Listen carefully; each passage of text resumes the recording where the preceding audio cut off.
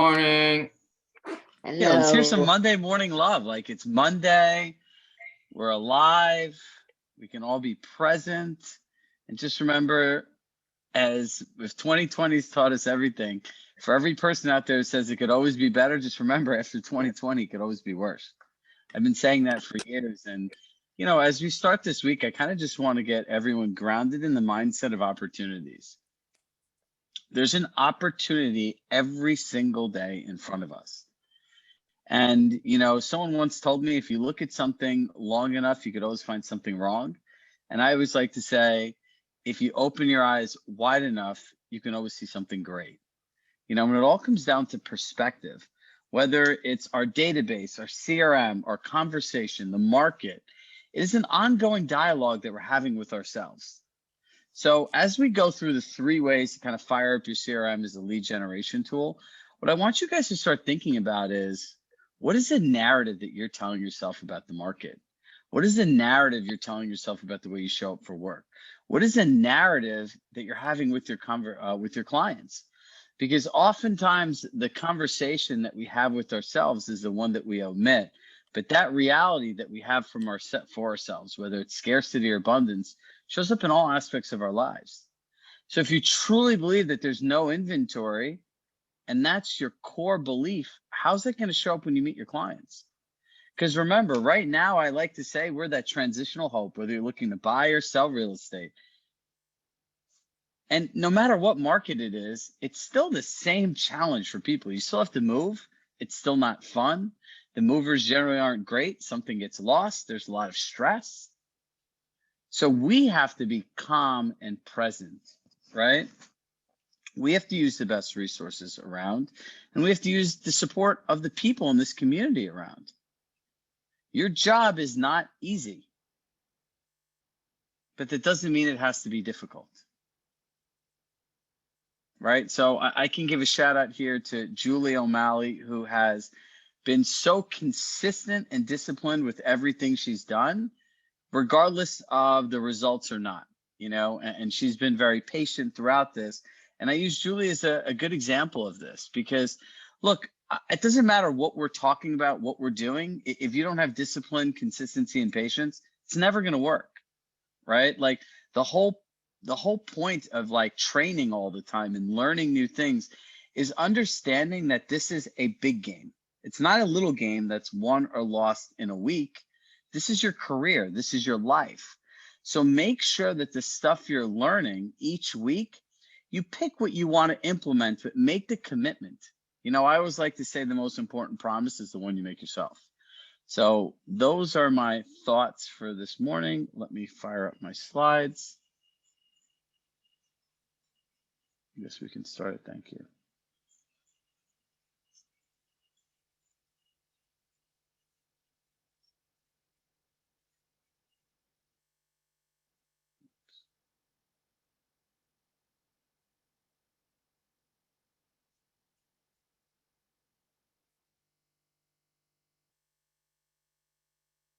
Can everyone see my slides?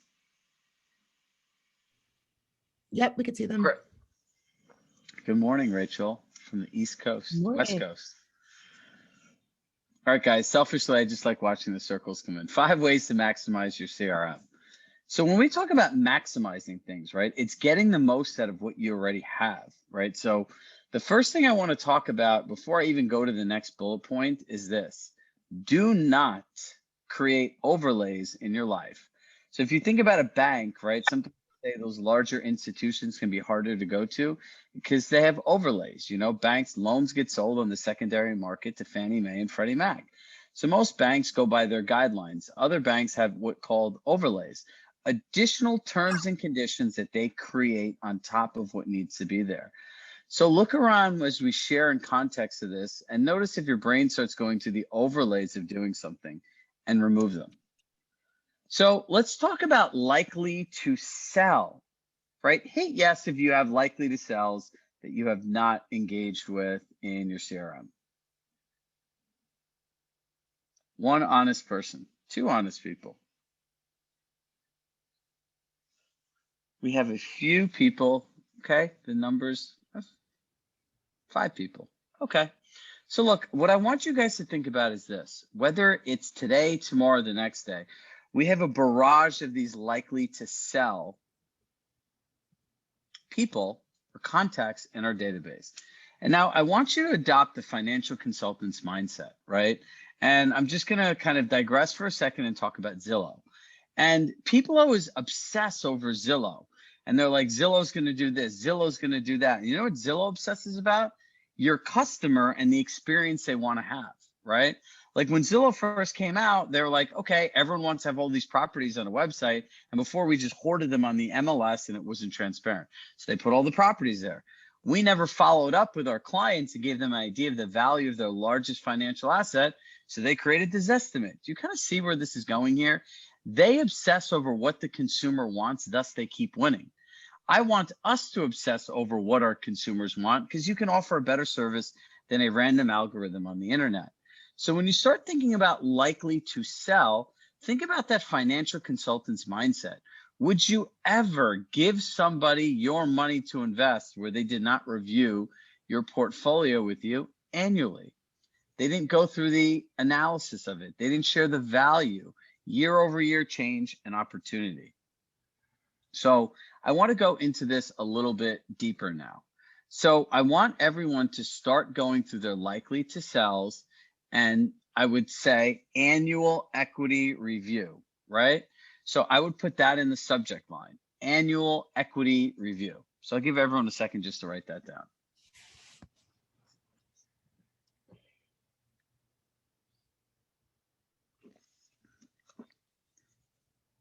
So Greg, unmute yourself for a second. Yeah, man. So you deal with a lot of financial people, right? So if you're a financial person and you're into numbers and you want to know your investment, what would you like to know about your home's value, given whether if the market's up or flat, like what on an annual basis, what would you like to know about your property? Well, because my business is investment sales, I'm a lot more numbers driven than many residential brokers might be. And I have a lot more considerations that aren't necessarily residential related, like investment returns, exit options, things of that nature. But I'm religious with my CRM.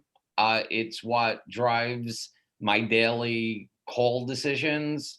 And every single conversation without exception winds up being about the numbers. Thank you. That's why I called on you. So do you hear what he said? Exit options, right? So if you look at all of this, I'm sending an email that says, you know, annual equity review. Dear Greg, hope you and your family are doing well. I'd like to reach out and see when a good time would be to schedule our annually equity review.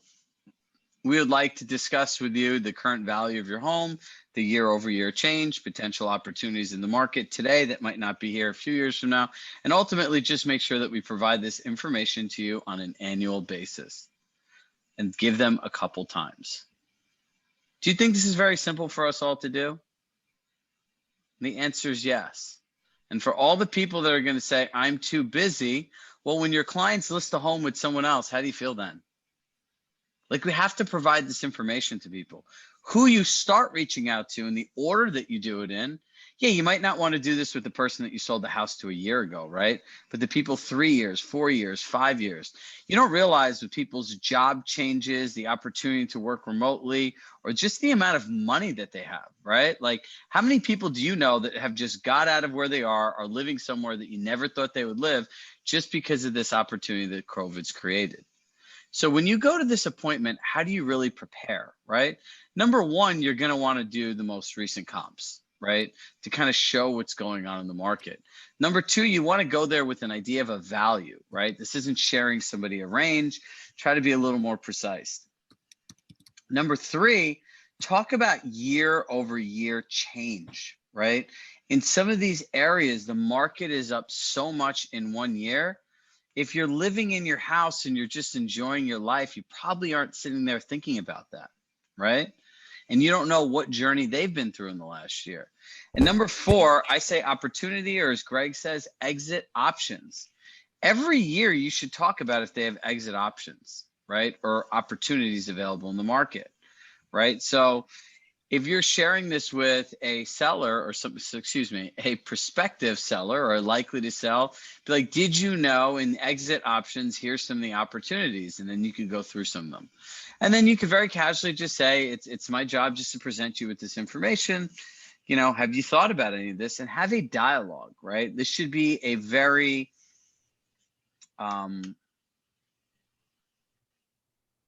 what's the word I want to use here? A very inclusive conversation of the other party, their thoughts, their feelings, their questions. I don't want you guys to show up lecture style, whether it's Zoom or in person, and just talk at these people 100 miles an hour. So prepare some questions in advance when you get there, right? Number one, have you considered, Greg, how much equity you have in your home? No. Number two, you know, would you find the value of your home on an annual basis something you'd like to know more about? Number three, you know, what do you think the year over year changes? Number four, do you see any opportunities in your house or home that have been created out of this market? These are all things we should do. And this is something you should do for every likely to sell. You will get leads out of this. There's like over 1,000 different points that the Compass algorithm uses to drum up these numbers. I can't tell you how many people have seen that I know in this group have been like, yeah, I saw likely to sell and the person reach out to me. I saw likely to sell, I reach out and they're looking to sell their home. This works, but it's only if you works. And by the way, this creates a better relationship with your clients. This creates a better brand for you with your clients. And number three, when they're talking to their friends, this empowers them to have information to share that ultimately comes back to you. Right? So before I go on to the next slide, does anyone have any questions about this that they want to put in the chat box?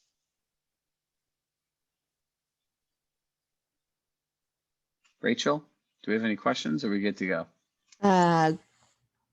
Greg says likely to transact might be better than likely to sell because the opportunity might be a second home, summer home, etc. Thank you. All right, good. Keep on going. Action plans.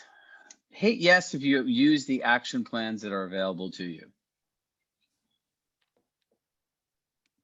1, 2, 3, 4. All right, about 5 of us are using action plans. That's about 10%. So what I want people to realize is automation is one of the most powerful tools that we have. So I want you guys all to start getting comfortable, whether it's an open house follow-up, a past client follow-up. You guys need to get into automation because Robert actually sent an email out about this morning, talking about different things that you have access on the platform. And I think automation is one of the biggest misses that we all have as agents.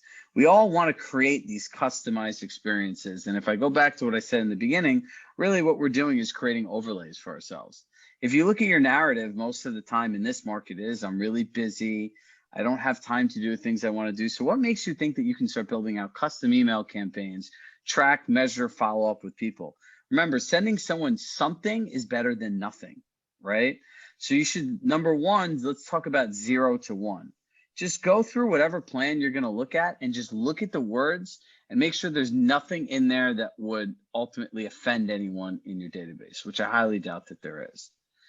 And it's just getting started, right? Like if you automated all your open house leads, there's at least something working for you while you're still working or while you're sleeping, right?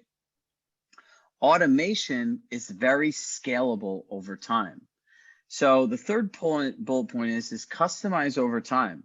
For all of us that are on teams or really want to collaborate, I encourage you to reach out to somebody and work on customizing one plan, right? We can't share action plans on the CRM yet, but you can customize the emails and put them all in a Google Doc and share them with each other, right? So when you talk about customizing it, do this over time. But if you're not doing the very basics, of automating your business for your past clients, your open house leads, online leads. You're losing leads and you're losing business. It is virtually impossible if you're keeping track of every single person in your mind that you're not going to miss somebody. This technology is created for scale, right? So it's like if you have 1 client, 5 clients, 3 clients, 30 clients, 100 clients, right? For all those people that have these open houses that have 20, 30 people coming, how do you really follow up with all these people? What are you going to do? So like we're using our CRM to create a lead generating machine, but it's ultimately using the stuff that's here. And whether it's likely to sell or action plans, I want you to pick one of these 2 big pillars and implement it fully in the next week. 1, block off 30 minutes a day to work on this. This doesn't have to be the all or nothing proposition. And then as time goes on, work with your team, teammates, sales manager, people in the CSC community, and really dial in and customize the customer's journey. So who has any questions on automation before we move on? Rachel, anybody? Nope, no questions on automation. Actually, a quick thing before you jump on, Chirag. Yep. You're actually going to automate. You can actually come out with separate action plans, one for your business, and then each one specifically for your clients. It's almost like you make the action plan that you put in place when you want to do mailings, or you want to, get in touch with clients, or say, I need to do this in my day. And then the action plan becomes more specific for each client, correct? If you can create an action plan and assign it to any contact. So if you have a couple different ones, yeah, you can assign it more relative to what the client is. They're pre-made ones that Compass has made, which are good, that you can start out with. Based on the amount of people that are doing action plans, think about where you are. Think about if you want to start customizing one. It really comes down to where you can allocate your time to do it this week, right? We want to get it done this week.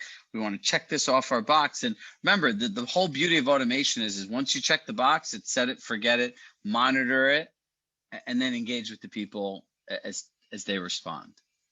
So thank you for sharing that. So here is my personal favorite, task notes and Google Alerts, right? If you sat in on any of our trainings, we talk about really tasks are the best way to deliver on promises. Every time you make somebody a promise, it should be a task in your CRM. And why is that important? Number 1, you can't generate leads if you don't fulfill on what you say, right? Like we all want to give a lot, promise a lot, and then it either goes back to our assistants, our brain, or somewhere else that's not actively tracked. So when you're using your CRM, number 1, every time I tell Greg I'm going to do something, create a task, right? You should create tasks for everything that you tell somebody you're going to do. And then there's a due date on it, right? Like a promise without a deadline is just ultimately a missed opportunity or a disappointing experience. And when you start sharing promises with people, give it time. Like I'll give it to you tomorrow by 3 o'clock. Tomorrow morning or tomorrow afternoon is not a time, and it's open for interpretation. So after I go through and I'm making my contacts, I'm setting up my equity analysis, I've done my automations, I've checked in on all this stuff. Like I want to hit that task button because I could see every single task. More importantly, every promise I made somebody that's due today. And you ultimately should get done what you did today before you go on to the next day. So tasks is a way to organize your promises that you've made to people in your database. Notes. You guys should think about tracking notes as creating your CRM like the Ritz-Carlton and a 5-star experience. You can't generate leads if you don't know information on people, right? Like if you go to a hotel, they're tracking every interaction. They're putting a note in their CRM. So the next time you come up, they know where you left off, what was important to you, what was promised to you, what was fulfilled, any concerns you had, things that you shared that were important, right? Now, in a casual conversation that I could be having with Rachel, Rachel could be telling me about her dog and that her dog had surgery and that currently right now that she's staying in while he heals, right? So, she had shared that she's going to be home for a month plus. So like if I were to use Google Alerts, right? Activities to do when staying at home, right? If something popped up, I would know all that stuff is in the notes. I could set a Google alert to look for something that somebody shared that's important to me. And when new relevant information comes, I could just find and share that email with Rachel, right? And says, hey, Rachel, I saw this article online and I thought of you. How's Bruno doing? I thought this is something that could help pass the time by. Shrag. Don't you realize that all these things build relationships, right? It shows the people that you care. Because remember, like that equity analysis is one time a year. What do you do with all the other things? You can't generate leads without delivering on your promises, being consistent, understanding what's important to people, finding unique content and sharing it with them. Again, I go back to automations. How many people have used Google Alerts here? Anybody? One, 80. two, couple. Google Alerts is one of the greatest things. You could put an alert to anything and then it'll just Google will send you articles to your inbox.